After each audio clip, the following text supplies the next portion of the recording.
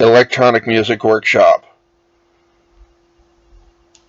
Where was I at the beginning of it all? The era of direct-to-analog, sample-to-sequence to 4-track, staring at a catalog for a Fairlight. I bombed into the studio running, with barely a wit about me, just knowing that I could do it. I could be my own Peter Gabriel. How could Paula in homeroom know she'd changed my life by showing me the album cover for Depeche Mode 101, the one I kept seeing on Hyla's shirt, as he walked down the hallway with severely spiked hair. 2 weeks and I was figuring out the ESQ1, popping beats out on the TR-404. 4 weeks and I was setting MIDI channels and linking up to the Roland S10. Multi-channel sequencing, multiple instruments, 32 channels of bliss, in a four-walled, dirty white room with posters on the ceiling. I locked myself in for a study hall and came out with a disc full of composition.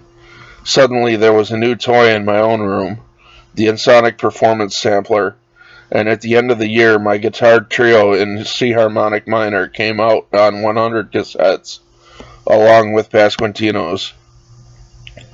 Mary had a little scarecrow and so many others that the titles are a blur.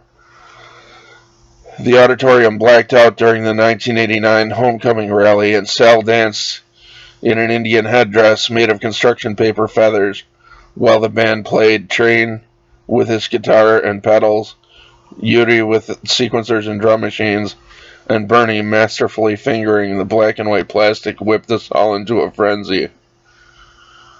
In New York, one of them won a Casio synth and several other instruments for the workshop after a battle of electronica in New York City.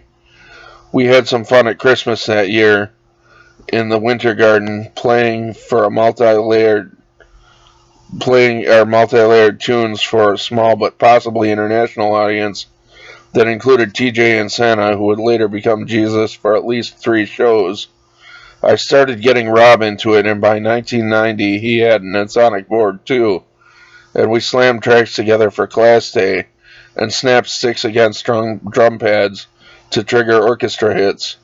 Rob went into the Marines, and by college I was striking my own keys, but those stories are for pros and for what you can find from the music, because the music is really all there is. The rest is just settings for cracked actors, and the life of the sound comes from the people who craft it, even if they are only somewhat famous children in a world that only sees through cathode ray static.